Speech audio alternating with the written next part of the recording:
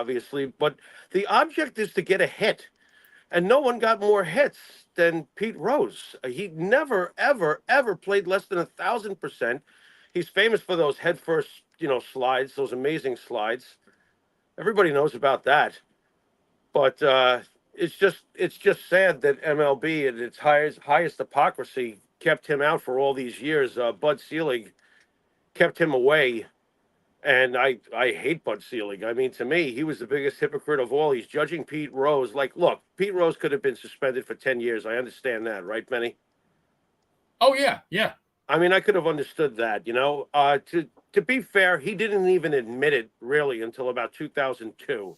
So I would say it would have been fair to punish him a few more years if you want to make sure you still look like you have your imaginary egotistical authority over a man like Pete Rose. Clearly walked his own path anyway. He should have been reinstated, but instead you had people like Bud Selig judging him. Well, Bud Selig oversaw the steroid era. He knew exactly what was going on, and he let cheaters get in the Hall of Fame. They call them cheaters, whatever you want to call them. I always felt it negated itself if a full-grown man on steroids like Roger Clemens is throwing to a full-grown man on steroids and Barry Bonds. To me, it's like whatever. Well, here's the thing, Jimmy. I think there's been about 23,500 players who have played in the big leagues, in one way, shape, or form, whether it be a game Right. or 10,000 games. Sure. Two of them in the history of baseball have 10 200-hit seasons, and I bet you know both of them right off the top of your head. Well, obviously Pete's going to be one of them, but who is the other one? I'll give you first 10 seasons in the big leagues. Oh, Ichiro? Absolutely. Yeah, I got you. Yeah. Sure. And notice that they both had similar philosophies. I mean, Ichiro also played very hard, not harder than Rose, though. Pete Rose was the closest thing to Ty Cobb we were going to see in our lifetime. How do you feel about that? Right. I mean, who played harder than Pete Rose? Nobody.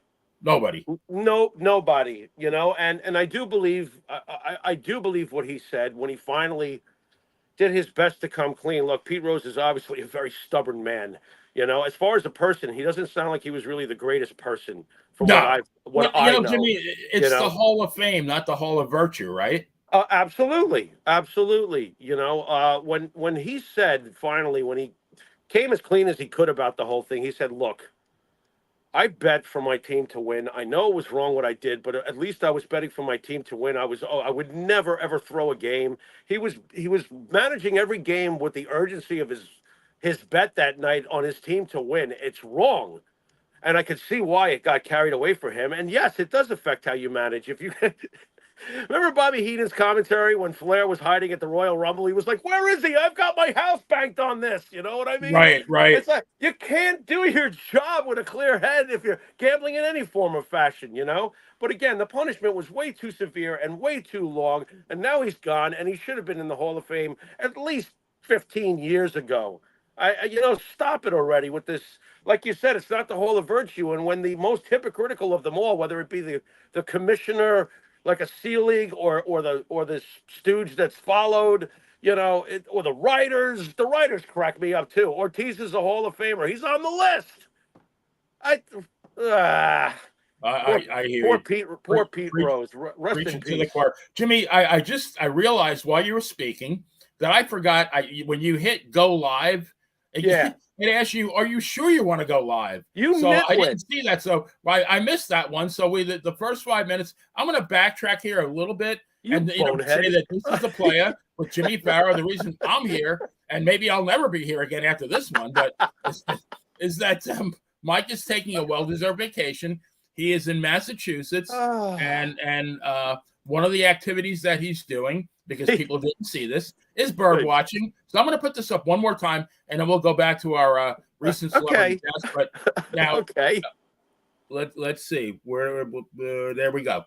And does that look familiar? No, it doesn't look familiar at all. What is that? All right. It is the vaunted and very rare red-crested cock gobbler. There are 27 known 27 known birds left of the very endangered species. And Mike saw one of these birds. The funny thing is 26 of them are known to be in Centerville, Iowa. What's the chances that Mike is going to see a red-crested cock gobbler in Bumfuck, Massachusetts? Well, I guess he just hit the lottery. I mean, why would that one flee though? And what's with this? Like, is Bird Society just intolerant of cock gobbling? What's I don't going on? know. Why I are there mean, only 20? Why are there only 27 left? I mean, have they been persecuted or I something? mean, what happened to? Yeah, I mean that's a good question. What happened to the other cock gobblers? Did they get Yeah, gobbled? I mean, really. what? I mean, You like, know? could you just see the ravens and the vultures and even the seagulls getting together and going, "These cock gobblers got to go." Right? Yeah. Let's get them. And Mike's got the one cock gobbler who probably went rogue. I'm going rogue. What is this, Right. Sons of Right. Yeah. Anarchy? I'm going nomad. What the hell's going on Maybe. here? Yeah. Maybe that the one that Mike saw is smart. He knows that the ones in Right, Cyril are doomed. right. Did You he know? have a bad tan and fake veneers? This bird. Well, yeah, and I think his name was What a Cock. What a bird. Right. Unbelievable. Okay, so we've got All the right. bird. Well, We've got cock gobbling going on in multiple states. Like I said, this might be That's my great. one and only Thursday night appearance, but I'm gonna go out with a bang, right? Nice recovery though, Benny. Come on. Yeah, I know, right? So we went over and you do know that I know that you know this is that Whitey Ford and Mickey Mantle gave Pete Rose the name Charlie Hustle when they saw him run to first base on a walk. Nice. Right? I just saw a clip where he went yard, and what's funny? He had such a nice, compact, quick swing. You know what I mean? Yeah, he And was hunched over, but it was like all motion. Well, he would launch a ball when he did get a hold of a home run. He would launch it because basically he crouched like it's silly, but I'm thinking of Mattingly. It's weird. They're totally different hitters, but Mattingly crouched too. And when he would snap into the ball, I saw this particular home run from Pete. Dude, I'm telling you, man, it took less than 10 seconds for him. It felt like that, the way he tore around the bases. You know how they showboat today and they watch and they admire their home run. He hit this fucking home run and he was almost full speed around the bases. Right. It's not look at me, and then the first thing he wanted to do was get to the dugout to slap hands with his teammates. That guy played ball.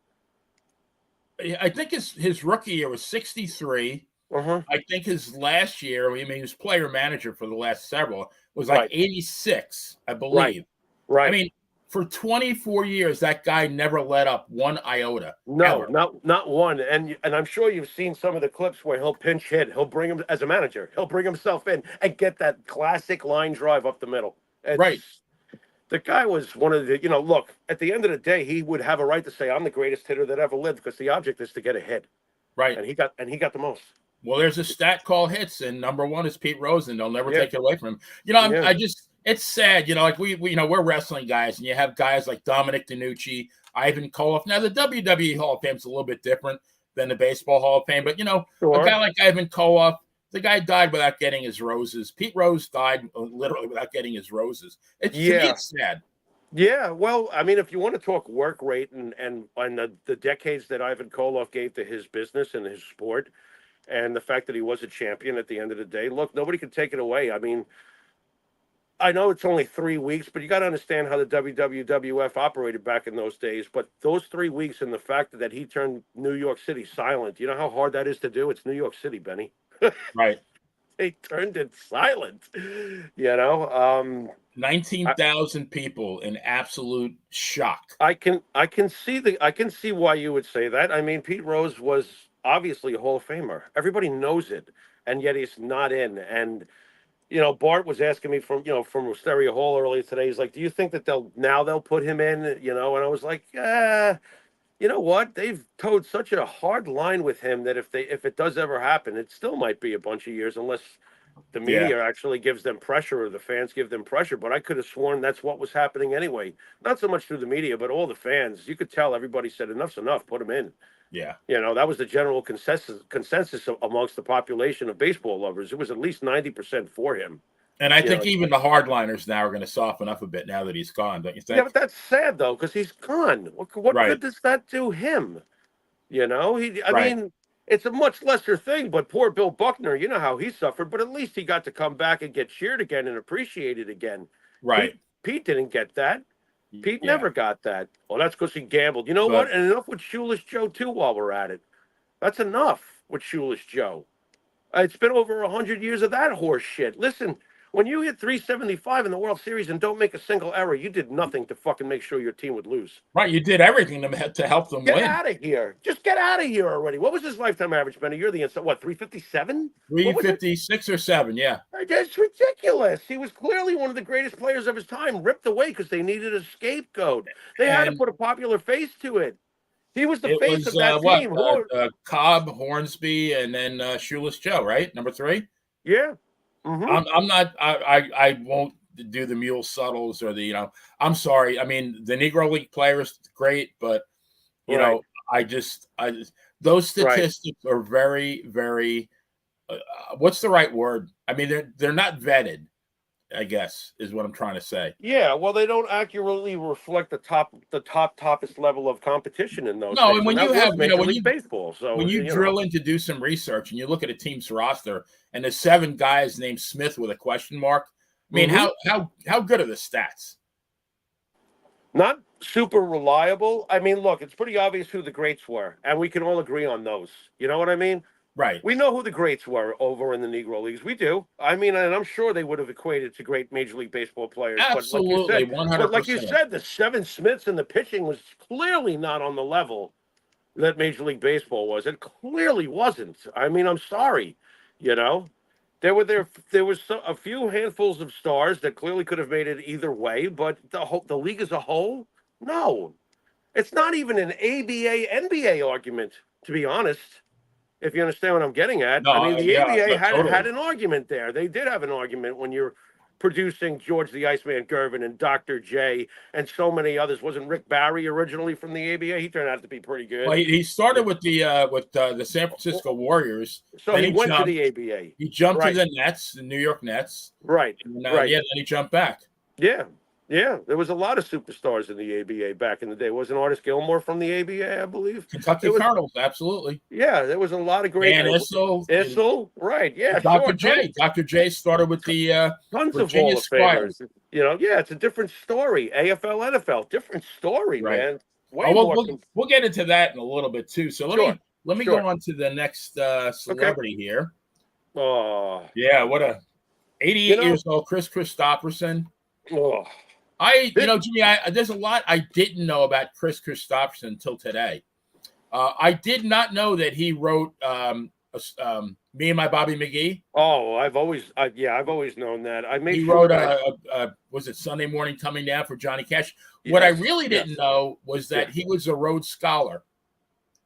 I'm not surprised. Yeah. It's funny when I look at him, I think to myself, look, rock, country, all forms of music are presented in all sorts of different ways. But at the end of the day, the most pure kind of musician, to me, pure, is the guy who can get up there just himself with a guitar, or in this case, is that a harmonica strap? Because I don't have my glasses on. I got my sunglasses on. I could just get up there and perform a song and make it feel whole without all the additives.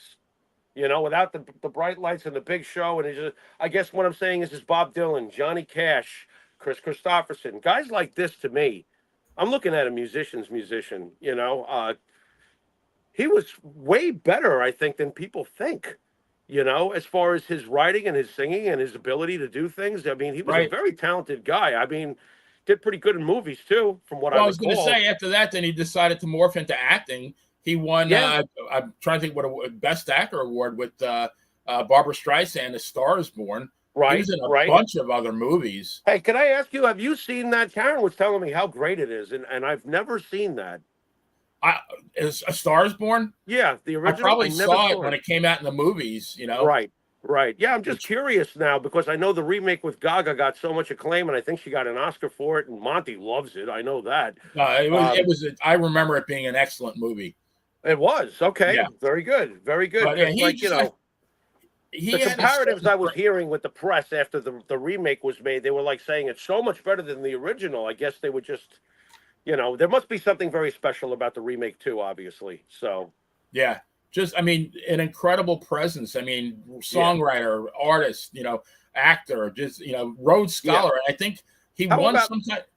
How about likable? How about that? He was likable, man. There's Yeah, a when lot did of you ever hear celebrities anything bad about the guy? Flew under the radar his whole life. No, not at all. You know, he's one of the old school. Was it Johnny Cash who went to bat for him? Because I remember he was nothing more than.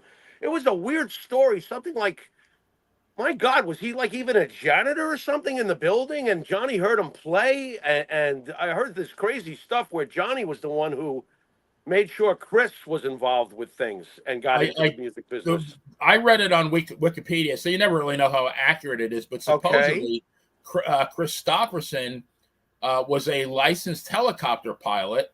Okay. Amongst other things, he did that too. Right. And he actually flew his helicopter into Johnny Cash's backyard, and I think handed him a tape. Are you serious? Yeah. That's wild. That is absolutely. You know what that reminds me of? When Zbyszko crept up on under Bruno's the hedges, property? right? Yeah. Yeah. What is that? On a much larger scale, flying a freaking helicopters. Jeez. That's unbelievable to me. I'm here. Apparently, he had given a tape to Cash's wife months before, but I guess Cash never, he never acknowledged it. So I guess he figured, well, I'm gonna, I'll do it this way, and obviously it worked, right? So if Charlie Manson had rethought the whole plan about trying to get signed, he would have just rented a helicopter and landed in Terry Melcher's backyard. I'm here. Right. Wow. Yeah. Interesting. Very interesting. We would have had one less true crime episode, maybe. Who knows? Oh, shit. All right. Who's next? Sad. This guy, and he was young, 58 years old. Dikembe. Not in my house. Oh, I'm glad you said that. Not tonight. When he spikes the box of cereal when the kid's trying to throw it in the grocery cart. No. Like, no, not tonight. Not in my house. It's funny. I remember him from that, but I mean, that guy was one hell of a basketball player. Well, at the end of the day, offense, just like in most sports, is the sexier side of things, right? But Mutombo was defense Hall of Fame. Bottom line was, it's his defense that got him in. That's obvious. But he was unstoppable, built like a brick shit house, very likable guy, and obviously an ambassador too, right, Benny? Oh yeah. Hall of Famer. I think he was a 4-time defensive player of the year, which that's a hell of an achievement. He was a monster. He was a force on the court. Not much of a scorer. I mean, in the beginning, he'd thrown his 15 points, but he'd have 17, 18 rebounds. Right. He'd lead the league in block shots, and his team, he was on winning teams. Yeah, he was. He was a great teammate, very intense. I saw this fantastic video, though, where you remember of course, the super team that was assembled for the Olympics, right? Back in the day? Yeah. The first one with the Dream Team, I guess they called them, or whatever. Right. And Mutombo, you got Ewing in the locker room, Mutombo, Jordan, and a few others. Obviously, all greats. Bird might have been in the locker room. That team was ridiculous, obviously, with the talent level. Right. But you hear Mutombo, Jordan was like, I've dunked on you. And Mutombo was like, no, you've never dunked on me. And then Ewing gets involved in the trash. So he's like, you never dunked on him, Michael? And Michael's like, yes, I did. And he was like, no. He was like, that was Pippen. And it was, oddly enough, up to this point in their careers, Pippen had managed to do a dunk over Mutombo. Okay. It was like a pride thing, you know what I mean? Mutombo just doesn't allow that, you know what I'm saying? So Jordan was like, okay, all right, I've never gotten you, huh? And then they show a game, after the Olympics were over, where Jordan drives right over him, and not to put Mutombo in a bad light here, but, it was Michael Jordan, you know what I'm saying? Yeah. It took Michael Jordan to be able to really do it. Look who it took, right? I mean, right, on purpose, and he just missed, too, and Mutombo, he waved the finger. Michael waved the Mutombo finger at Mutombo. Nice. Nice. Which is why Michael is the greatest player of all time. I have finally submitted to that one way or the other. You don't never argue about that. You don't go to 6 finals and win 6 MVPs and basically do whatever you want when you want. Absolutely. And not be what he was. But Mutombo was great. It's a shame. He was young too, right, Benny? 58. That's way too young. Way too young. Way too young. All right, next guy here. All right, the great John Amos. He was 84. This one hurt. I love John Amos. Oh, you know what I'm thinking? I'm thinking of that incredible scene that Esther Roll, who played his wife on Good Times, when she knows he's gone and she slams those dishes on the kitchen floor and goes, damn, damn, damn, you know? Oof. I grew up with that show. I mean, I grew up with that family. I mean, what a show that was, and how good was he? Great. As James Evans Sr. You know, the show needed his seriousness, and boy, oh boy, did he come across with authority or what? Yeah, I mean, he was the loving, but like, I mean, a guy like that as a father would probably be reported to DCF, you know, as a child abuser. But the guy, he ruled with an iron fist, but a loving heart, and then, you know, which is very important. Well, the on-screen character was a great role model. Let's face it. You know what I mean? It was a great role model. You know, it's funny you say that, Jimmy. You know, when the conversation for greatest TV dads comes up, you always hear Ward Cleaver. Okay. And you hear Andy Taylor, right from the Andy Griffith Show. Oh, absolutely. Yeah, sure. But don't you think John Amos should go right up there with them? Yeah, he should. Absolutely great. Absolutely great. Look, they're all different time periods. You know, Ward Cleaver, it's like, who really acts like Ward Cleaver? Nobody could be that perfect, but you know what they were shooting for in those days. It was a much more optimistic time. They were trying to set the ultimate role model examples, if you will. I mean, shit, look at Mr. Brady on screen. We all know about off screen. You know? But, yeah. I don't see any reason why not. He was a great father figure. Remember when JJ got mixed up with the gangs and he went after the gangs? Yep. he was a great dad. And you know, it's funny. I'm emotional about it as we talk about it because, hey, we grew up with Good Times. Of course, I grew up watching Good Times. And and then later on, he was great in Coming to America. You know, it's really funny. Mike and I were talking about Coming to America about a month ago, and I said, you know, Mike, I've never seen that movie. And he was like dumbfounded. He said, what? I watched it that very day, and I thanked him because it's a great movie. You know, it's funny. I saw it in the theater, and I don't think I've seen it since. It's like one of those for me where I didn't see it, and I loved it. I remember loving it, but it's so hazy in my mind now that I would need to go back and watch it. But, yeah, he was great. And when the character of that he played on Good Times, when he died, didn't he die like a bus accident or something like that? I believe so. It's been a long time, but I think you're right. Yeah, but when he died on the show, I was just like, wow. Of course, behind the scenes, he was fighting a lot with the directors and whatever was going on. Right. Which is why he left. But it was really sad when his on-screen character passed away and how the family was affected by it. That was. But you know what? Good Times was a real show about real shit.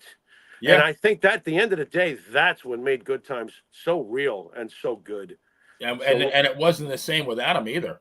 No, it wasn't. It wasn't. You know, I mean, when his wife slams the dishes on the kitchen floor and shouts out "damn" over and over again, you know, not like Ron Simmons, you wrestling marks. Right. Yeah. I actually thought that when you said it. I know. That's why I had to say what I just said. But, you know, it ranks right up there for me when Archie Bunker finds Edith's slippers underneath the bed. Edith has passed away. Yeah. So, you know, just great shows for the time period. There was so much cheeseola going on in the 60s and the 70s, but there was also so much greatness going on. There was the shows where they had depth, you know? Well, this one did. That's for sure. This one did, you know, and how about Michael being way ahead of the curve? The way the things Michael worried about for the black communities and stuff. Right. Michael, I mean, each one of the characters was great in their own right. And absolutely. They all played the perfect roles. And what about the neighbor too? What was it, Walona or whatever? She was great. Right. You know, I think Janet Jackson got her start on that show, I believe. Yes. Well, she came later, I believe. She definitely came later and probably after, or, you know, probably after Mr. Evans was gone.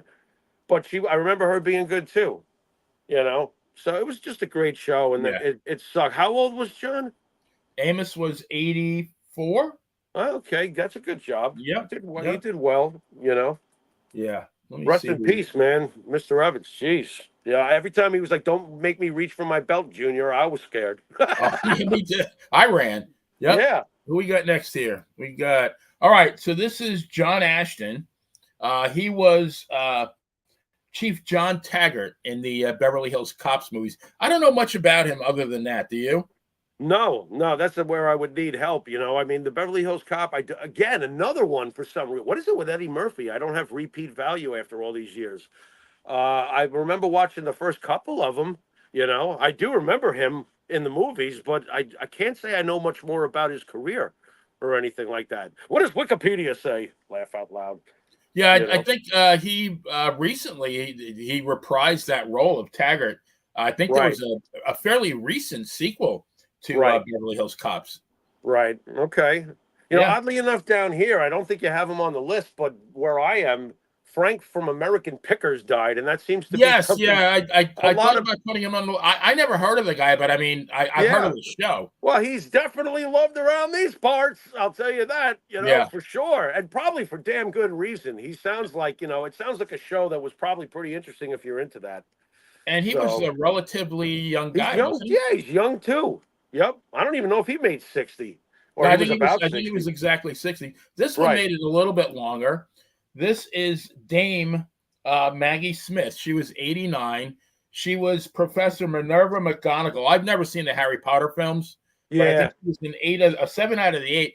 But this lady goes back to the 60s. I mean, I think there's only 24 actors that have won a Tony, and I think a Tony, an Oscar, and a Golden Globe. She's one of those 24. So obviously very, very accomplished. Wow. Do you know any of the films from the 60s or 70s she did? I mean, it's not. I remember, and I saw this, the prime of Miss Jean Brody, which was in, I mean, I'm dating myself, obviously, now. That's okay. But, 1960. Yeah, I think my dad rented it, and we saw it on the wall of my cave back then. But yeah, no, I mean, if you look at her, she's got a boatload of credits.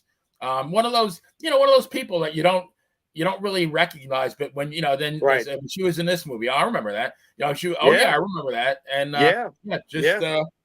had a good body of work. And like I said, when there's been thousands and thousands of actors and actresses, and if you're one of 24, it's like Pete Rose, being 1 out of 2 that out of 23,000 that got 10 200 hit seasons. You're something special. Oh yeah. Yeah, well, you know what? That it's not surprising. Like, for example, I'm a fan of classic Star Trek, right? When you watch those episodes, you start to see these actors, right? And they're usually playing just a role. They come and go because Star Trek, the original show, was episodic television that ended after that hour. They solved everything and they moved on to the next problem. You know what I mean? But these actors that would pop in and you start reading their credentials and realize, holy crap, this guy was in this or this one was in that. It's pretty amazing to me. If you watch, I love the original old Twilight Zones with Rod Serling. The list of actors that are on those episodes is like that would fill like an Actors Hall of Fame. Jack Nicholson, Ernest Borgnine, Jack Klugman. I mean, you name it. They were in an episode, and it's just And some of the biggest stars get the strangest beginnings. I think, for God's sakes, I saw Clint Eastwood on Mr. Ed. Young, like really, was on young. An episode of Andy Griffith. So yeah, you're absolutely right. Yeah, it's weird how that starts. Shatner was a fucking legend before he ever got in the Kirk outfit after that Twilight Zone episode. Right. Shatner was already a legend. I mean, isn't that one of the greatest over-the-top performances you will ever see? Nightmare at 20,000 feet. Absolutely. That is just amazing shit, man. Shatner's still alive and kicking, thank God. Yeah, he's early 90s? Yeah, he's like 91, 92 or something. I believe you're right. And now this guy is not dead, but he's pretty much killed his team, right? What a segue. Nicely done, Ben. Yeah, thank you. Yeah, I was going to say that, well, this coach is dead in the water, which is a different story, of course. I can't stand Robert Salah. I've never liked him. I understand that he's a good defensive coordinator, which is what he was in San Fran and what he's done here defensively. Fine. That's fine. He's obviously a defensive coordinator. A head coach has to have so many more things than just one side of the ball. You have to understand both sides of the ball to be a great head coach. Yeah, you have to understand both sides of the ball. You're a coordinator, yeah. You have to understand both sides of the ball. You have to understand how important special teams are. So there's 3 facets you got to understand, not one. This guy, unfortunately, only understands one. That's a problem to begin with. You got to be a motivator of men and not a rah-rah guy. There's a big difference in the two. A big difference. You know, for example, and I know I've said the story before, but when I caught Bill Parcells' first practice with the Jets at Hofstra, he was inheriting a 1-15 team, and Keyshawn Johnson was the only basically sexy star on the Jets. First practice with Parcells' as coach, screams out to Johnson, "Hey, Johnson, I can go 1-15 without you." So he's now basically told him, "Yeah, you think you're a star? You guys won one game last year. I could do the same thing without you. I don't even need you to do that. That would require zero effort on my part." You know, Jimmy, I used to work at the EAB Plaza in Uniondale for GMAC. Yeah, me too. Very interesting. Okay, this was about 96, maybe 95, 96. Okay. And it was right after he took over from, what's his face? Kotite, right? There was a bum. But I had to be at work. I think I was there was a deli right on Hempstead Turnpike that I would stop at and sometimes get like a breakfast sandwich and a coffee. There was, and they were excellent. I know exactly what you're talking about. And everybody went there. Who's in back of me at like 6:30 in the morning? The big tuna? Parcells. I guarantee you Rich Kotite was not at that deli at 6:30. No way. And I thought to myself, you know what? Now we got a chance. Yeah. Yeah. It's very frustrating to see that what the Jets now. I know every year is about what they have on paper, but this year especially, what they have on paper should not be equating to 2-2. Knowing obvious things like when you're on the goal line and you'll have two running backs, one is a slash runner and the other one is a truck, that you don't hand it off to the slash runner 2 times in a row and he gets no yardage. You hand it off to the truck. Everybody knows that. I know it at home. Why do I know it, but Mr. Clean over here doesn't know it? Why? What is that? Yeah. You know, where you have zero imagination. And it's funny, too, also, even with the offense, Hackett, I remember his father. His father was a coordinator for the Jets. We used to scream out the play he was going to run when we were season ticket holders live, and then he would do exactly what we screamed out because he was that boring, unimaginative, and not go for the throat. This is football. If you're not going for the throat, what are you doing out there? What are you doing? Every second counts. I don't trust him with clock management. I don't trust him with halftime adjustments. I don't trust him as a leader. He is not what they need. What they need to do right now, which they won't do because the problem starts at the top with Woody, the shampoo owner, who is not a football guy and is clearly not the reason why other franchises like the Giants and the Steelers that have been football run for a century and have a philosophy that has been proven to work for them, that we don't have one of those. We've got Woody. It's got to start there. Now, once upon a time in 78, it was a different, kind of situation, but the Yankees replaced their manager, who was a genius at least, in Billy Martin's case, with Bob Lemon. It's what the team needed, and it's what the team got, and the team won a World Series. And look what happened, right? Yeah. There is enough talent on this team right now. As goofy as this may sound to some of you, I want someone who can coach all of them as men, has some experience. We can't keep going to these untested, untried coaches. If you look at the Jets' history, any time that they had any kind of at least get into a conference championship success, they had a head coach of repute that had a history connected to champions of some sort. Stay with me. Weeb Eubank, obviously. He had won a title in the NFL, comes to the Jets, wins another one with Joe Namath, and doesn't do it on all offense. They had a great defense. They won that Super Bowl because they clock managed. They had a coach. They knew what they were doing. Let's talk about that, Jimmy. I don't think – did Namath even throw a touchdown pass? No, he didn't have to. Namath managed the game like a genius. Kept them guessing. By the way, Namath was allowed to make the calls on the line the whole entire game. So you have an intelligent quarterback who knows how they've got to win this game. They took it seriously. They analyzed. They didn't need the numbers today. They knew what they had to do. Keep the ball away from that offense. And that's what they did. And they were able to push them around. The studs were Matt Snell on the ground, right? Oh, yeah, 120 and who was the leading receiver? George Sauer, 83 yards in that game. 8 receptions, 133 yards. The guy was right, number 80, right. Right. Maynard was hurt. They didn't let everybody. Yeah, know Maynard that. had 0-0. They won it without him. I mean, they picked didn't. up Earl Morrall 3 times. Right. Johnny Sample had a couple of those. Ground and pound short passes. Yeah. And 3 Jim Turner kicked 3 field goals. Right. Right. They just clock managed, didn't make any mistakes, and took advantage of their mistakes. That's the bottom line. They own that game. They controlled that game from the first moment for the most part. Eubank, that was not a super duper talented team, but they were a good team. They were a well-coached team, and I think that's what you're trying to say.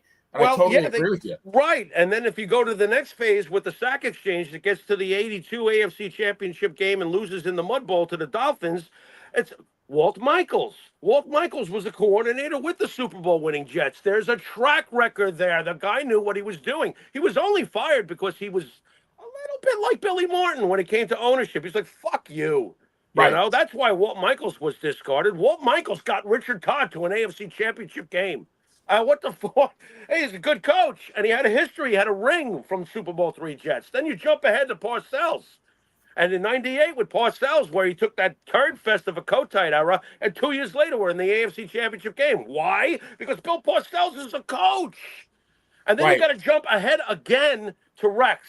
And for those who scoff at Rex, wait a minute. Hold on a second. I understand the last 4 years were a clown show, and I probably would have cut it short after 3. To tell you the truth, I probably would have cut his reign short after 3. However, he got to 2 AFC Championship games. His name is Ryan. What did his father do? His father was part of the Jets. He was part. There's a history there. You're bringing in and Ryan, let's face it, when he first got to the Jets, he owned that room. He commanded respect, and he turned around the team to get to 2 straight AFC Championship games. That can't be lost here. He did a great job. He won all 4 of those playoff games as a head coach on the road with Mark Sanchez. He sent home people like, who did they upset? Didn't Mark Sanchez beat Tom Brady 1 year in the playoffs? I believe you're right, yeah. Didn't he beat Peyton Manning 1 year in the playoffs? He beat another major name. I know that. It was like, whoa, wait a minute. At the end of the day. So Ryan was another one with a history. Who was Robert Salah? Who was Gase before him? Who the hell was, Todd Bowles has shown, I have some respect for Todd, obviously, but Todd had no previous head coaching experience. No, he's a good defensive guy, Todd Bowles. Probably better as a coach than this guy. What is that saying? I don't know. I would call Rex Ryan tomorrow because if Rex Ryan gets into this clubhouse with this level of talent, the defense will be fine. Right off the bat, we both know it, okay? Because Rex is a defensive guy, but he's also got more head coach, ability and understanding than Robert Salah. Do it. Get him in here. He'll and he's a rah-rah guy that in the beginning was much less about the rah-rah and more about do it or I'll shove my foot up your ass. I could see him coming in here and being that way. This team has got to meet its expectations. It's got to. You can't be 2-2 right now. You got to be 3-1 right now. Benny. Yeah, I mean that last one was a crusher. You can't have that. You can't have that. That looked like a Zach Wilson offense, and you got Aaron running for his life. It's amazing Aaron had the numbers he had. He was hit 14 times and sacked 5 others. Right. What are you doing? You're going to get him killed. With the safe plays. Aaron should just call all the plays. Call all the plays. Forget Hackett. I'm waiting for Aaron to get Salah fired, by the way, because I think that's coming. Did they do it like during the season, or you think they have to? I think you should. Don't you? You really want to sit through a whole year of this fucking guy? I do not. He's not going to get it. We're not talking to Carolina Panthers here. I mean, this is a team that can win. Dude, I would trust Frank Reich to take this team over Robert Salah. How's that sound? Even Jeff Fisher. Well, now that's pushing it, right? Had some success in this fucking league. Jeff Fisher had some success in this league. That's hilarious, buddy. Didn't he win? Well, he got to the Super Bowl at least. He did. They almost won the damn thing. Wasn't there like a tackle at like the 2-yard line or something shit like that? I think they were about a foot short. Oh, man. Yep. Poor McNair, too. We all know how that turned out. Ugh. Right. So, yeah. I mean, so what are you doing it? What do you do? You're going to keep him the whole year? I don't think I will. No. I can't see how. I mean, we're 2-2. I mean, that was a game we should be at least 3-1. Right. And I don't think the guys respect him. I don't think Rodgers respects him. Who would you want to see in as head coach if it's not like a Rex Ryan type? Who would it be? Oh, that's a great question. Because I'll tell you what, and I know it's impossible and it's really outside the box thinking and all this crap, but my God, I would want to call Belichick. What is wrong with me? I don't think anything's wrong with me. I think if you had Bill Belichick walking the sidelines, these penalties would stop. The penalties are the mark of a sloppy, undisciplined team. Would you like to come back to the sideline and explain to Bill Belichick why you can't seem to get the cadence down? Yeah, that last one was an embarrassment. I'm tired. I mean, I was in junior high school when they won the Super Bowl. I'm getting on in years now. I need one more. Benny, how does that one Super Bowl feel to somebody who was in junior high? Because let me explain it. Obviously, as you can tell, I'm just as passionate a Jet fan as you. I don't have as many years watching them as you do.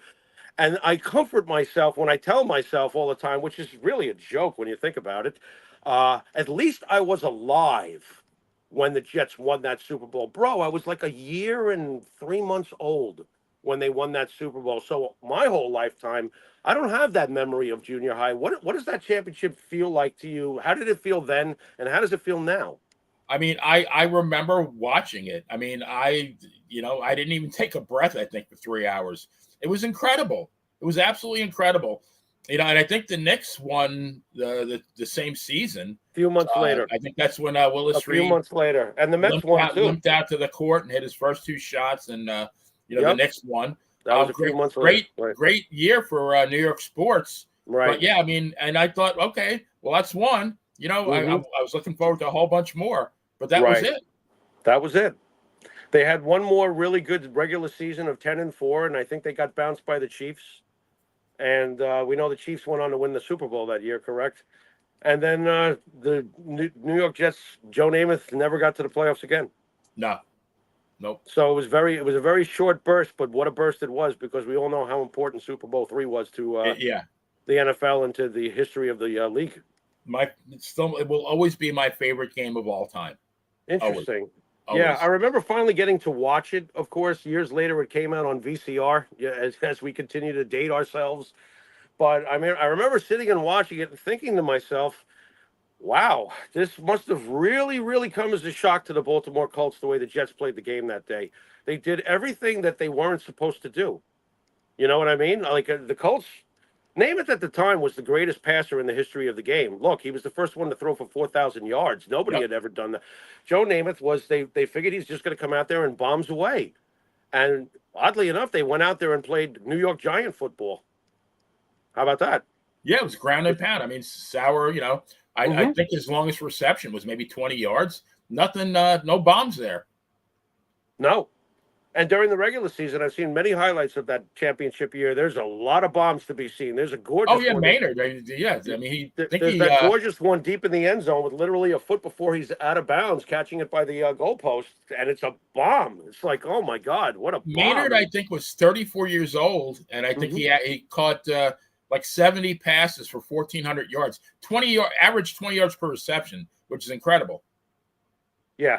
And the Giants actually messed up with Maynard, right? He was originally. Oh, yeah, absolutely. Boy, oh boy, things are going your way when you're getting the breaks and the Giants aren't, because that's never been the deal with me as a Jet fan. The Giants were always the team that, they'd have their down years, but they would get it right because they'd stick to their philosophies. The Giants are ground and pound. They always have been.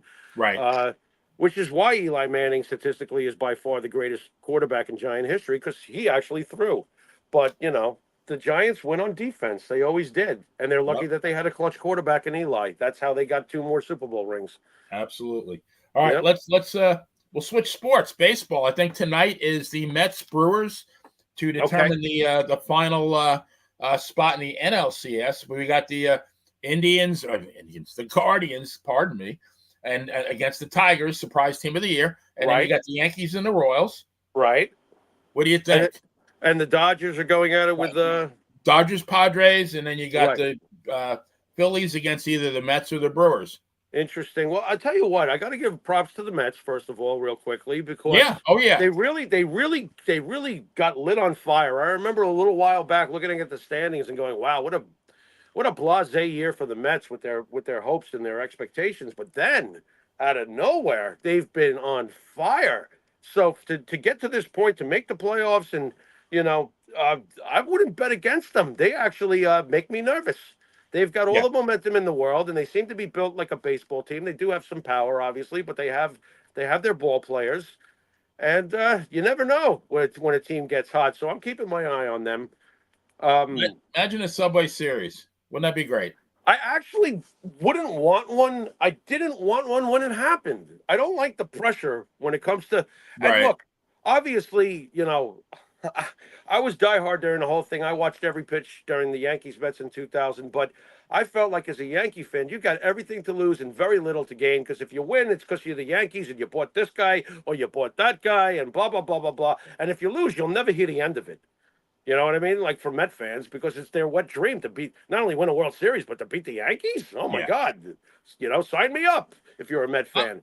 I'm predicting Yankees Dodgers. Let me tell you something. If the Yankees do not get to the World Series this year, and I ain't going to make any predictions because I don't want to jinx it for Mike. Mike is very superstitious, but I'm sure Mike would agree with me on this, and I think you will too. If the Yankees do not get to the fucking World Series this year, considering now that Baltimore has been eliminated and Houston. the Astros have been eliminated, it's like, if you don't do it now, when are you going to do it? You've got to do it now. Now, do they have enough to do it on paper? Yeah, they do. But are they going to get hot? Or are they going to swing for the seats? Because I'll tell you right now, that's why the Baltimore Orioles are sitting at home. And that's been a Yankee problem for years, is that there's too many guys swinging for the seats. Guys, do me a favor. Go out there and play baseball. Get on base. I don't care how far you hit the fucking ball. Trust me, if 7 of you in a row get a base hit, there's going to be a bunch of runs coming across the plate. Right. Okay? Play baseball, because the Royals are a baseball team. I'll tell you that. They make me nervous. All right? Baseball teams make me nervous. And by baseball teams, you know what I mean. It's not just guys going up there trying to swing for the seats. They got patient hitters. They got guys who will situationally hit and know what the hell to do. Run the bases well. They used to call them table setters, right, Jim? Yeah, basically. I mean, the 98 Yankees are one of the greatest teams of all time. Their third baseman was Scott Brocious, and he got the World Series MVP. Was he a slugger? No. He was a baseball player. Right. I believe in those baseball players. The greatest example we just talked about, the late, great Pete Rose. That's a baseball player. Gotta have some of those. So I would highly advise Gleyber Torres get hot. I would highly advise that our wonderful catcher, who I'm really happy that they finally gave him some playing time. He looks like he's got an upside. I love the mustache too, by the way, Austin. But get on base, get some base hits, get on base. Play the game. Judge, just do your thing. I ain't gonna tell him what to do. You know what I mean? But will Stanton be hot? Is Stanton is he blessing us with his availability? I tell you what, I went out on a limb. I was on a baseball Facebook post. I predicted that Anthony Volpe will be the World Series MVP. Wow, that's really going out on a limb. It really is, right? He's going to go on a streak, huh? Well, he's very streaky. When he goes on a streak, he's dangerous. But he's Bobby very Richardson, streaky. 1962, right? Second baseman, a pretty ordinary hitter. Just got hot, right? Right. Hey, it could happen, But I'll tell you what, though, Judge and Soto have to lead the way. There's no way around that. All right. If you want to win a world championship, there better be. Your big guys are going to have to step up, I would tend to think, unless you want to make it really hard on yourself. Right. So I'm hoping that Judge and Soto are, ready to go for this. So they haven't proved it in the past, as far as Soto has. But, the Yankees haven't proved it. This is going to be very telling as to what my gut read has been all these years. You got to do it now, Aaron. Aaron Boone needs to do it now. Year after year with 95 to 100 wins, you got to get this done. You got to win at some point. Otherwise, you're Marty Schottenheimer, right? That sounds about right. Yeah, that sounds about right. Win 10 or 11 games, you get blown out in the first round. Or your Buck Showalter. How about that? Right. Exactly. Yeah. So what happens if the Royals beat the Yankees and go into the series? Does Bobby Witt win the MVP over Aaron Judge? Is there any way that can happen? I don't think it should, but Right. No, it should not. But can it happen? Yeah, sure, it can Yeah. happen. I've seen Yankee bias a million different times. There's too many Yankees winning too many things. Can't have it. But I mean, how do you not win the MVP with 58 homers, 144 ribbies, right? And 325, 323 average. Well, you know what? In the past, with other Yankee rosters, you could be like, well, he had all that help. They won the division. Blah blah blah blah blah blah blah. No bullshit. Basically, this year, there's been two guys that are superstars with the bat in their hand, and that's him and Soto. Yeah. And that's just a fact. To do what he did this year, look, those are Mickey Mantle numbers, Benny. You know that. They're like they're Ruthian numbers. Garrick numbers. They're Ruth, Garrick, Mantle, Ted Williams, whatever you want to call it. I mean, well, I don't even know if Ted Williams ever hit that many home runs the way Aaron does. No, he did not. Nope. No, I don't think Hank Aaron hit those home Hank runs. Aaron never hit 50. Right. Nor did Williams. Right. So basically, he's pulling, like you said, it's Ruthian. And neither even did Garrick. Never even hit 50 home runs. No, I think you're right. I'm trying to think of other guys who did Killebrew. Nope. I don't think so. There you go. There you go. I bet you Kluzinski did. I know Johnny Mize did. Right. Yep. Yeah. Hey, look, it's rarefied air. A very select group of ball players. What did Mickey hit in 56? How many home runs did he hit? I think it was 54. Okay, so he's done that. Maris, obviously, there's not too many guys, obviously. No. And Ward Judge's OPS is I think 1.17, and I think I don't think Mantle ever did that, or he might. And what position, by the way, does Judge play? By the way, center field. Oh, come on, man! This is like a no-brainer.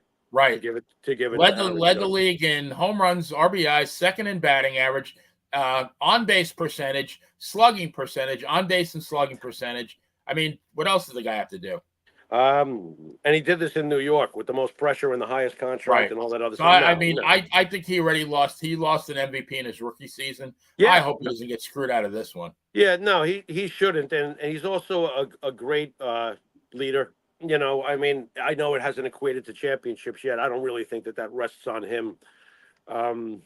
He's an excellent role model. If Derek Jeter could have continued as a giant monster who hits home runs, he carries himself very, very nicely as a person and as a teammate and all of that. So there's a lot of good things about Aaron Judge. Yeah. We're very lucky to have him. I don't think that he's ever been the reason why they haven't won.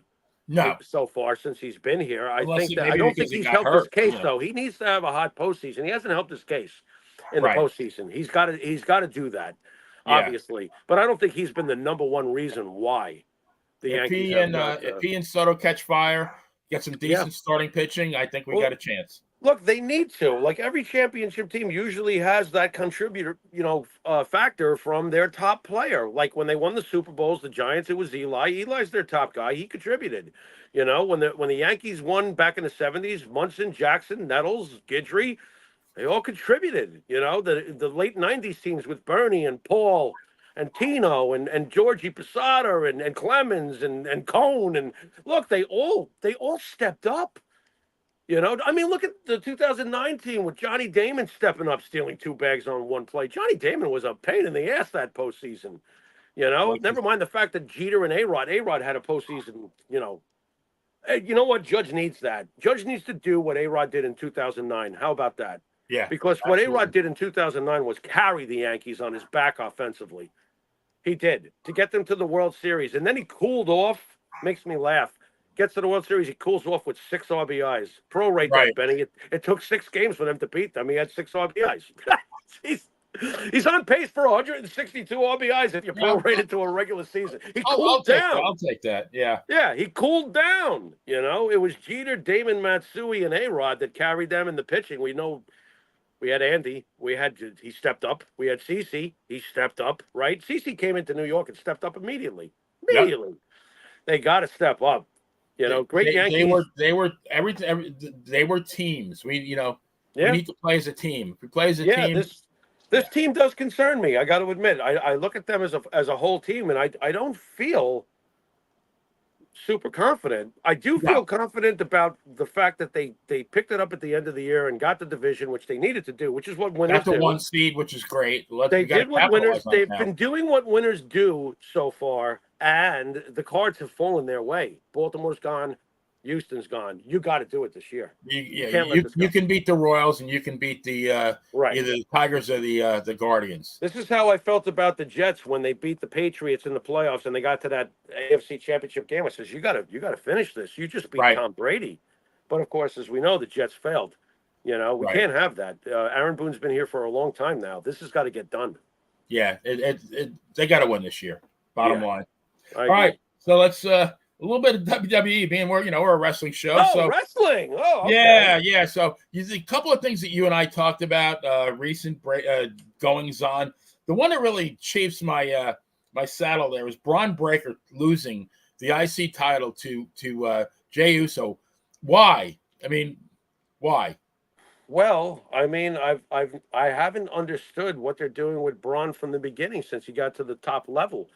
You know, you start to push him as he should be pushed as a unstoppable force, and then you have him lose. Wasn't it to Sami Zayn? I mean, we had to go through that. He finally gets over that hump, and now he's losing to Jey Uso. I don't get it, and what's this that Braun might be turning face? Because now he just went and shook Jey Uso's hand from what I saw. So it's like they're going to turn him face. What are we doing with him? I'm very confused. I don't want to see him as a face. I want to see him as a badass heel. Right. Here I am hoping and praying he heads towards a Paul Heyman deal. You know what I mean? Or something like that for him. I do not get Jey Uso. I get, he's a good guy. It seems like. I don't either. But to me, he's a tag team wrestler. And are you giving somebody the gold because they have a great entrance? I mean. Well, I'll tell you what. I'm very disappointed. This is the first time I've become truly disappointed in Triple H over just this particular decision. As a whole, I still feel like he's doing a great job. But this bothers me because, and I remember reading a review about the match when Uso took the belt from Steiner, Breaker, however you want to refer to Braun, and they were saying at the end of the article, this was the right call. Everybody went home happy. And that annoyed me. I talked to Mike last week on the show about that. I'm like, we got to make everybody happy now?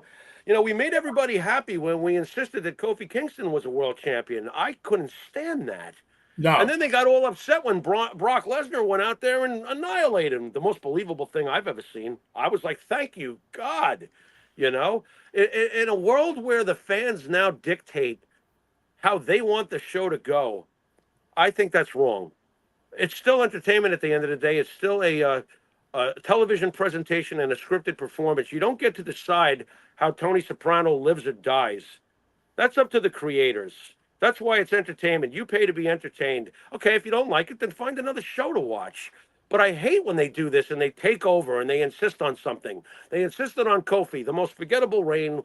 I don't care if it was Vince pulling the strings or not. Kofi's not a world champion. What the fuck are we doing? Just because we're complaining about it, we're going to give in to them? No, I don't agree with it. And I feel like the Uso thing is somewhat like that. It's the same thing. Well, we all like to go yeet and listen, he's not that engaging. I cannot believe that they're putting him on this level where, look, you want to sell your shirts, that's fine. You want people to bounce up and down. I think LA Knight should have gotten a more serious push than Jay's getting. I could believe it a lot more with him. I don't understand it. I don't get it. And yeah, I've been watching those two Uso brothers become a legendary tag team that I eventually came to acknowledge and respect. And I get it. I get the Usos, the tag team. But I can't look at them. Maybe it's our old school, Benny. Maybe that's what it comes down to. Offer and Sika when they were split in half, or the Moondogs when they were split in half for individual competition, or if they ever did it with Demolition or whoever. There's very few exceptions. It worked in the Hart Foundation because one of the tag team members was Bret Hart. Right. Bret fucking Hart. I mean, I can't take Uso seriously. I couldn't take when... Look, I know Big E is a big guy. He was never world championship material, not with that presentation, not with running with the New Day for all those years. I couldn't get past it. Is that just my old school training? Perhaps it is. But I don't think it is. I think that they sometimes invest in these guys that don't deserve it as much as others. Or let me say, they may deserve it because of the work they put in behind the scenes. So there's that. But I don't think that they may have the same it factor as someone who clearly does. Look at that Steiner kid. He is a screaming example of everything that used to be right about wrestling and it still is today.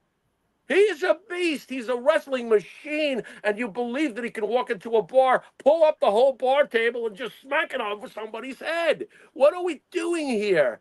I'm looking at his brother. I mean, his father, and his uncle when I see him. Yeah. And there's nothing wrong with that. No. I mean, I think sometimes you can tweak it. It also bothers me too. Look, this is the name that he came up with. Braun Breaker, I don't mind Braun Breaker at all. It's funny, I can get past the fact that he doesn't call himself a Steiner. I'm almost glad he doesn't, because there's been other examples. Barry Windham, he's a mulligan. He called himself Barry Windham, and thank God he did. Bray Wyatt, thank God. Could you imagine if it had been his real name, Mulligan or whatever, or, Windham Rotundo, yeah. Right, Rotundo, correct. It just wouldn't have fucking worked. It wouldn't have. He would have been stuck in the shadow of his great parent. What's the point? There's no point in that. David San Martino Jr. failed miserably. When has it ever worked? Has it ever worked? Maybe there's an example and I'm missing it. Please tell me. When has a junior ever worked? Unless his name was Vince McMahon. Yeah, I mean... When has it ever worked? It doesn't. What are they trying to do with this guy? That's my question. Like, you know what?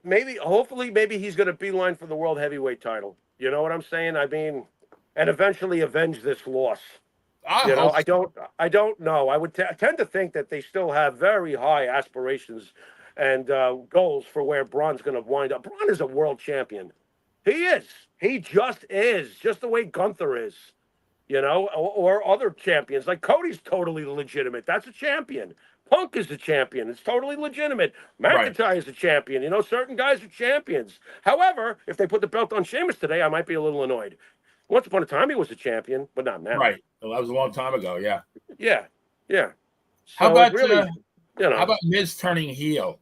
Oh, well, wow. That Fink. That dirty rat Fink. I made a call to my good friend, Christopher Walken. And you know what he said? He said, "Who cares?" I mean, right? Who cares? I didn't know Walken was such a passionate wrestling fan. Oh, he is. Yeah. No, I usually give him a rundown on Monday night, but he wasn't. Nice. Yeah, he did not care for that. Yeah. Well, who cares is right. Look, they're comedy filler, right, Benny? At the end of the day, they're comedy. You got one comedy guy turning on another comedy guy. So, where's the comedy in that? Well, I just read today that the Miz is selling his mansion with his lovely wife for $12 million. So, you think where do they live now? I mean, they were in Texas. I think it's in California. It's got to be Hollywood. Where are they going now? Who knows? I mean, the Miz is clearly at the end of his time. Don't you think it's time the Miz just maybe came back 5 years from now to say hello and get in the Hall of Fame or something? Miz is 44. He's been in the WWE, I think, since 2003. I've had my life's allotment of Miz. I think we had our life's allotment of Miz 10 years ago. Yeah, I would have been. So this is the reason. I mean, I know Vince McMahon did what he did, but back in the day, back in the 60s, back in the 70s, somebody would go into a territory. They'd stay for 9 months, maybe 12 months if they were hot. Right. What did they do? They, if they were in Mid-South, they went to Amarillo or they went to Portland. They went there for 9 months. Then they went to the AWA, and eventually they'd come back to where they started. Right. But now they come back 2 or 3 years later, maybe with a new look, with a new gimmick. Right. And they're new again. We've had to watch this guy pretty much uninterrupted because he never really got hurt for 21 years. Yeah. I mean, Yeah, it makes me wonder, like, if wrestling had never changed and it had always been like a territory situation, how many of the guys from WWE would actually be in the business and be able to handle dealing with one shark to the next, being the promoters, if you understand what I'm saying, right? And one locker room filled with self-serving sharks to the next. if you know what I'm saying. Like, who would have dealt with that? And I can think of guys like that I know would have, like Kevin Owens. He would have dealt with that. Kevin Owens would have survived the territory days. Absolutely. Randy Orton would have survived the territory days. But guys like The Miz, I don't see it. No. I don't see it. No way. Now, oddly enough, Truth probably would have, considering Truth's path to get to the WWE after years of being in, all the other indie promotions and doing quite well in those promotions.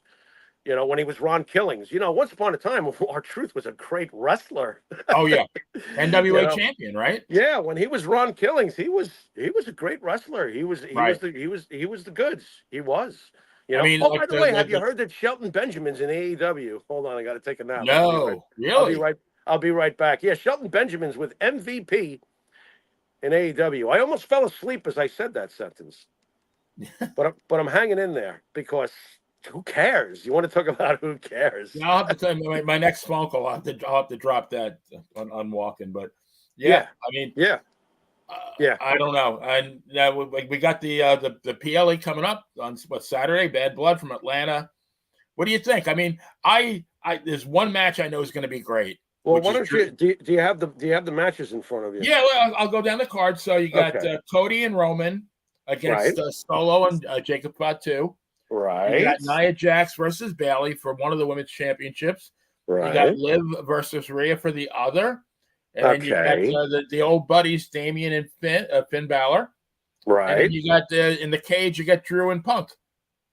So that sounds like a pretty decent card. It's like, I use your word, Jimmy. It's definitely serviceable. Yeah, it's serviceable. Does Punk get the final say? This is the last hurrah, right, from this awesome program with these two. I've read a lot of dirt sheet predictions, and they are split right down the middle as far as who they think wins this match. I can see behind the scenes Punk wanting to give this to McIntyre. If you understand what I'm saying. Well, I mean, I'm thinking, does the winner of this match go on to Gunther next? Does CM Punk get to be champion is really the biggest question. Well, I'm going to go with Punk because I think I would like to see Punk versus Gunther. I think it would be a very good match. Do we take the title off Gunther though? At the end of the day, like I said, the big question is CM Punk during this return going to be world champion? I think yes, but I don't know when. That's the way it always is with these things. If he fights Gunther, doesn't he need to take the belt off him? And are we ready to pull the belt off Gunther? I'm thinking no. On that, no, taking the belt off Gunther, absolutely that's what I'm thinking right now. I'm thinking no. So who needs this win more? Because if Punk doesn't win this, what's next for Punk? Are we going to re-explore because Rollins is back?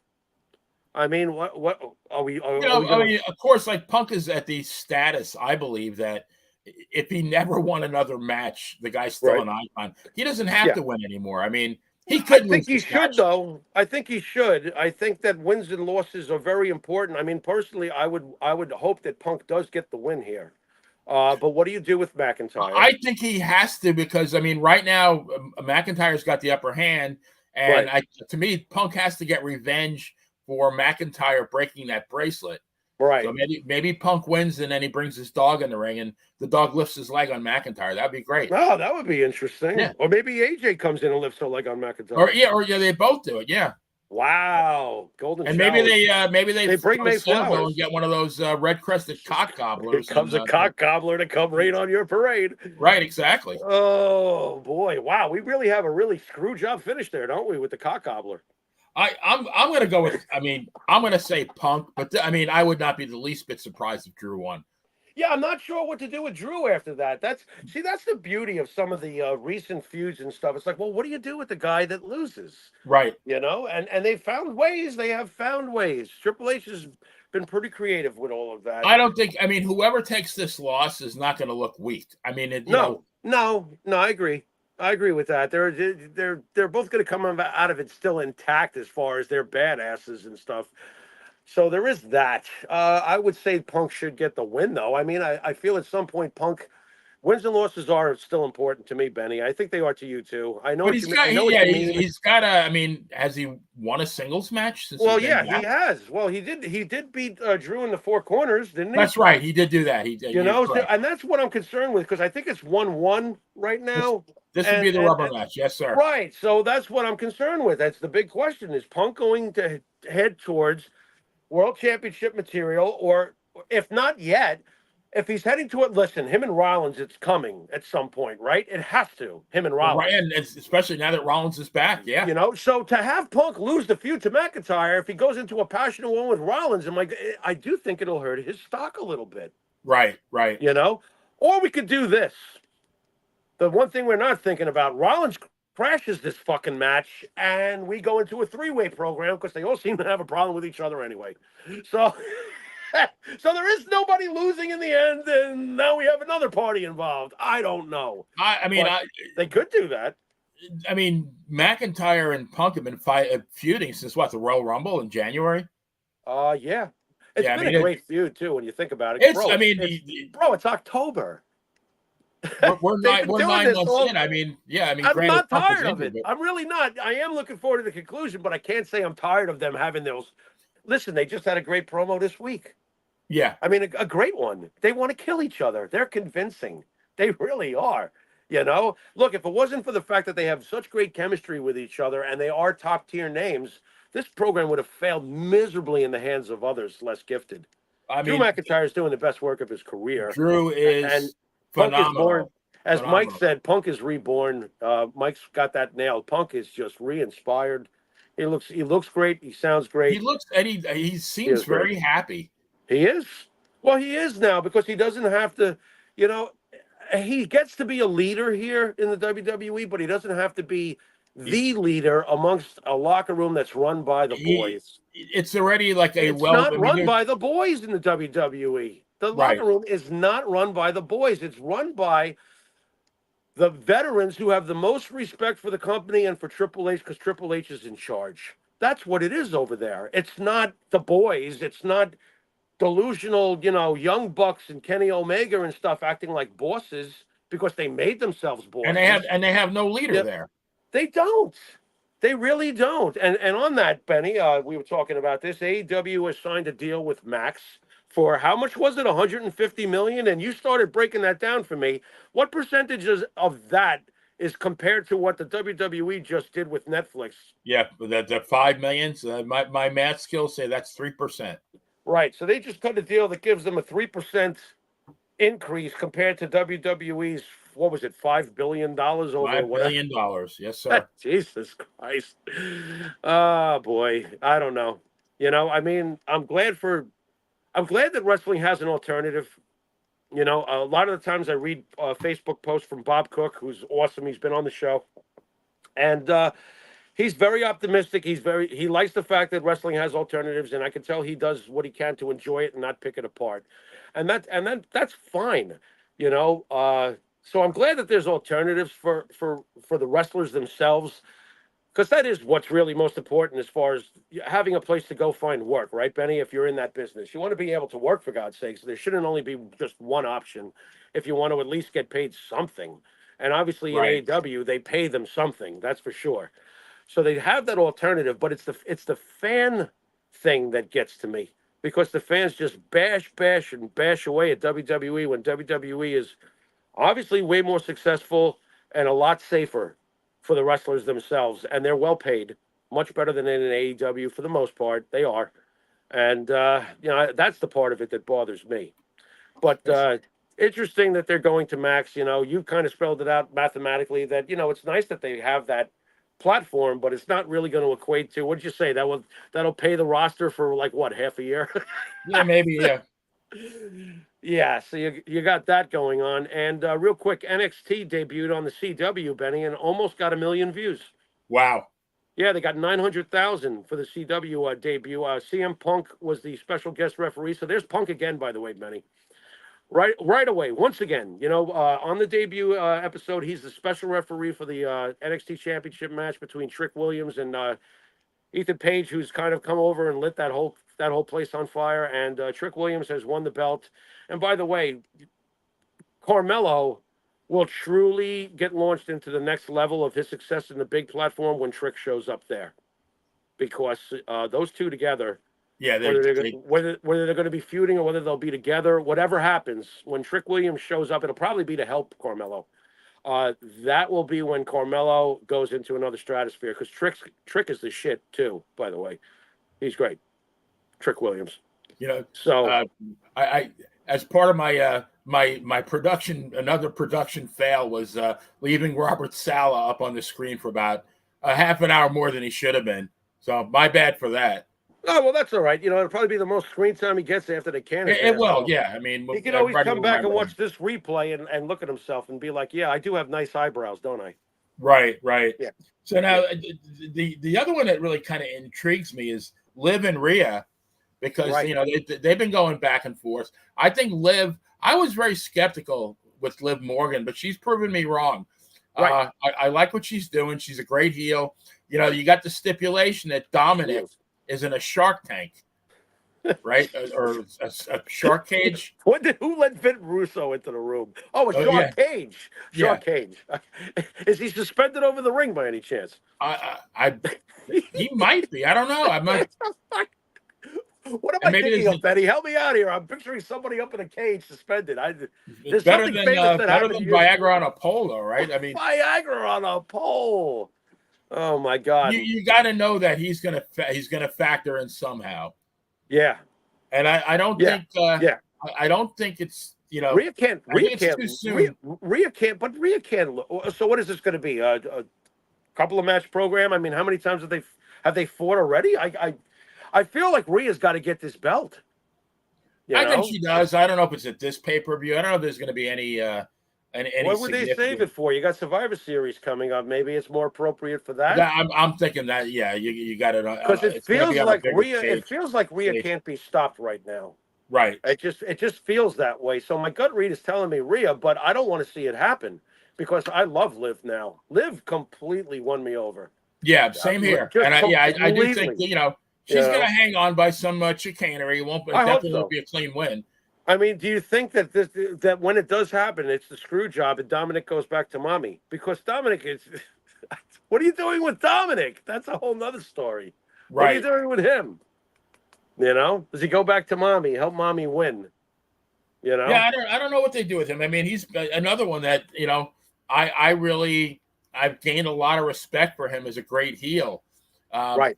To me, he was just Rey Mysterio's son. Now he's Dominic Mysterio. Dude, he needs to bulk up a little bit, though. Agreed? Oh, God, yeah. He's got to go to the gym. He needs to get some muscle on him because, he's got everything else going for him, but he's got to get a little bigger. Maybe Vince McMahon's got some Ico Pro in the warehouse somewhere, right? Meanwhile, down in NXT, they're jumping the shark. I don't think you've seen poor Pillman Jr.'s new haircut, but I don't know what they're doing to poor Lexus King. They put some kind of haircut on him, and I'm like, you look like an idiot. I'm not a big fan of hair. I don't think either one of us is a big fan of haircuts. No, we don't like haircuts. No, they're painful. Yeah, they are. They hurt. When I look at on the floor, and I think like, how long did it take me to grow that? And you were able to get rid of it in like 18 seconds. That's just not fair. Well, thank God. Well, for me, when COVID came, I just stopped going to a barber and never been back. I've been once since COVID. Right. Yep. I've been 0 times since 2020, early 2020. What do you think Cody Roman versus Solo and Fatu? And we're talking about people who impress us. Mm-hmm. I am like very underwhelmed by Solo Sikoa. I agree. I agree with that. Just not a fan. I mean, I think Jacob Fatu is the star of the group. Right, but it makes me laugh though when people say that he should be in charge of the group. Doing what? I don't want him to do promos. I want him to be. That's, you know what I mean? So I'll say this for Solo. Solo generates real hatred. Okay, like I can't stand him. All right, and I like bad guys. I can't stand him. All right, he is fucking annoying. All right. I haven't figured out if it's in a good way or a bad way. This bloodline to me sucks. Personally, I'm not into this particular bloodline. There's just Maybe it's because of Solo at the end of the day, right, Benny? It's not. I don't look at him like a future world champion. By the way, is no, maybe not at all. No, you know no what way. I mean? And if someone's going to be the head of the bloodline, they have to at least have that. Now, in Fatu's case, I could see him being a world champion, but then I start to get skeptical about stuff like that because did they ever put the belt on a guy like Umaga? No. They should have, but they didn't. No. Would they ever do it for Fatu? Maybe.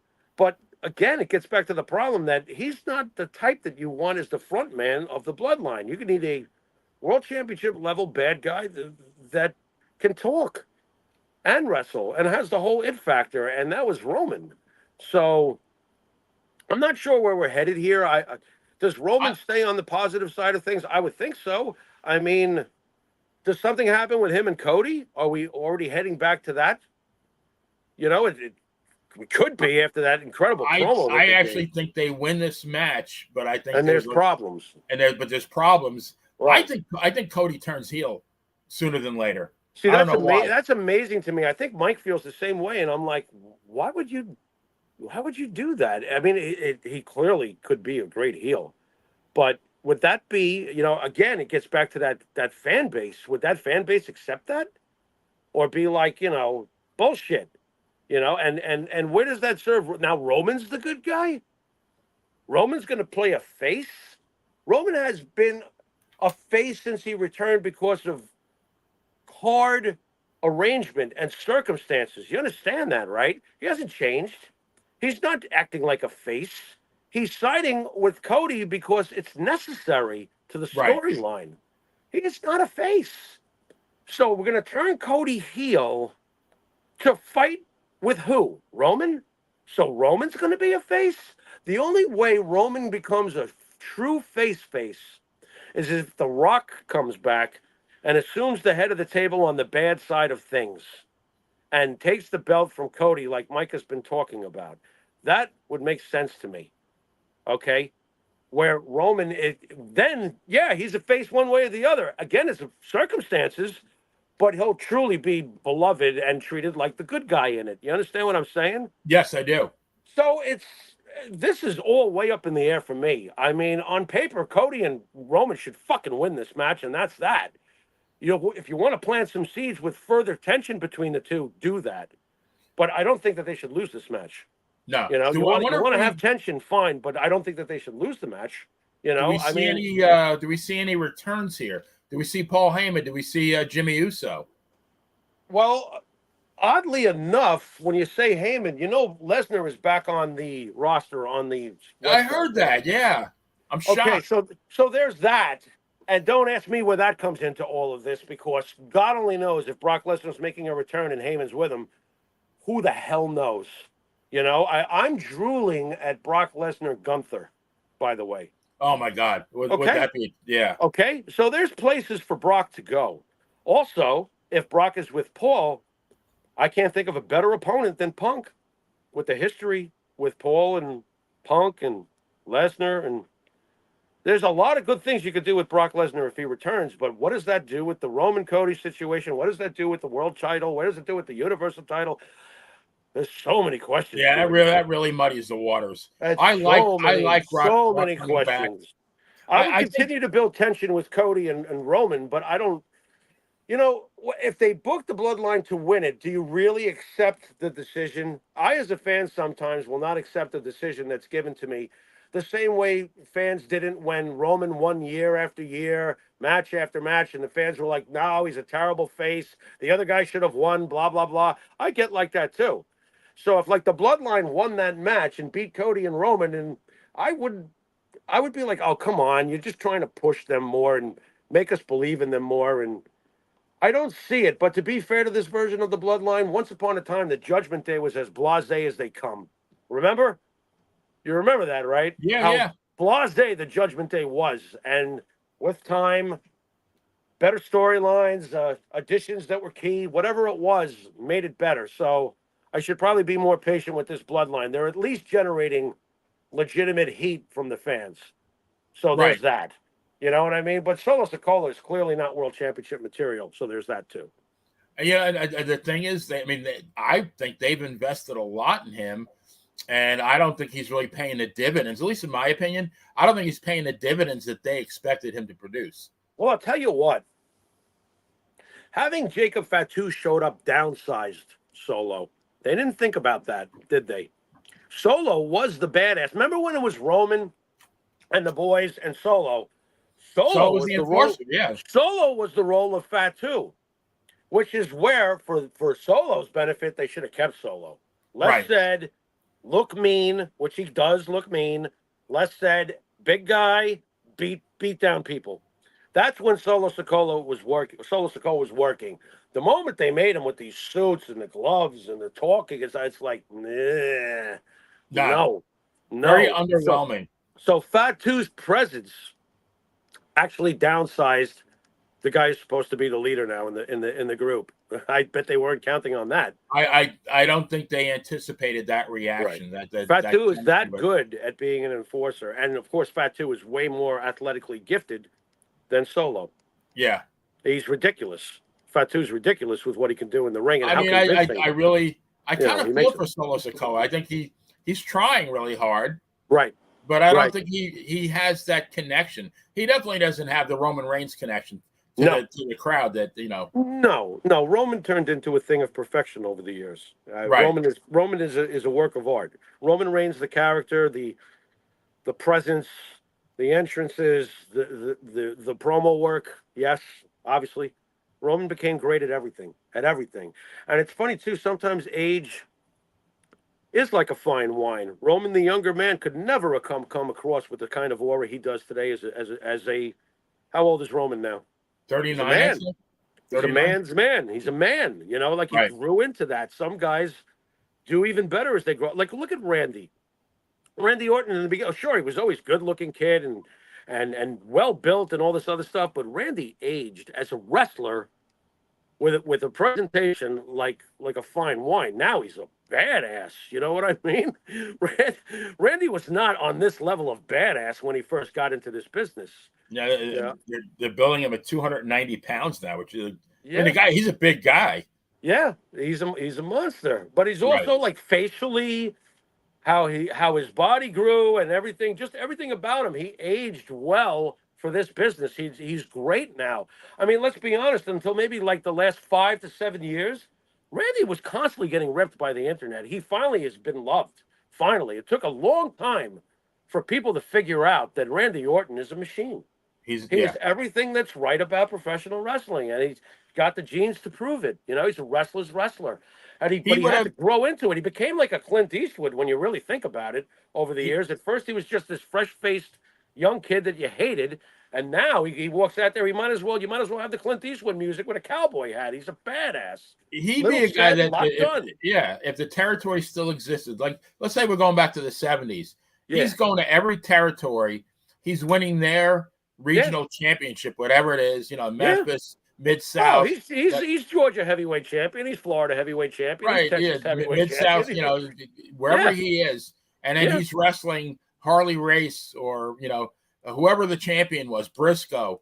He's wrestling title matches in every territory. Right. Yeah. Kevin Owens is probably starting his career out as Harley Race's fucking protege.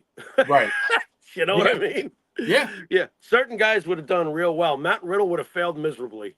That's just a fact. Like a guy, the thoroughbreds. Kevin Owens, Randy, the thoroughbreds. Oh, don't call him that though. Jimmy the Greek lost his career over that. Don't say that. Right. No, same thing with Gunther. I mean, geez. Yeah. Yes. The guy's a stud. He is. He'd win anywhere. Yeah, you know who would have survived, oddly enough? Ziggler. That guy would have bumped in every damn territory, gone everywhere. He would have dealt with it. He's dealing with it now. He would have been like maybe even like either a tag team champ or a junior heavyweight champ. He would have stayed gainfully employed. He would have been something. He would have stuck around the business. I think he would have made it. Jericho obviously would have made it.